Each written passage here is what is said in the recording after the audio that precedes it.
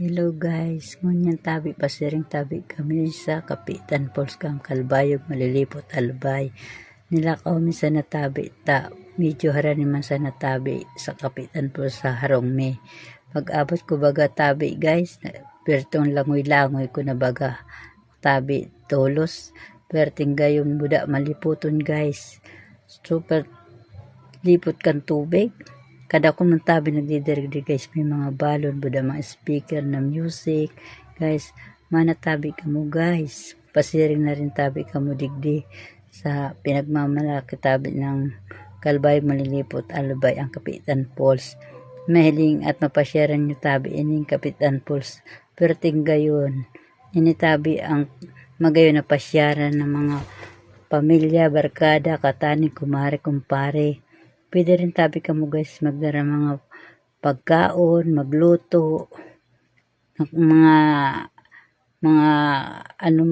guys, kung mo yan yung magpasyar padigdi, pwede man tabi sa gilid sa nakamo ng mga gapo kung natakot ka mo maglangoy.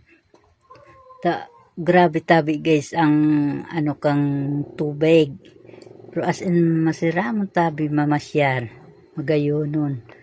Pero tabing makarelax-relax talaga ang imong lawas pag ayaw ka na tabi at sige na tabi ang langoy-langoy.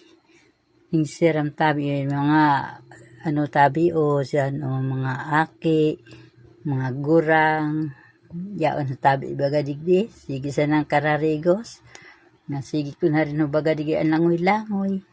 Dawa da ipatabi baga akong sangli, diretso na tabi karigos. Hindi nga tabi sa mga nagkarigos digdi gayon tabi ang mga paglangoy-langoy ninda tabi guys mga gapo, ayan, yung kairibahan ko tabi guys. Hala, tabi guys, pero sulit naman guys. Pagka mo talaga nakapasya digdi, hiling nyo tabi talaga ang pigtaram ko na Kapitan Falls na sobrang guys.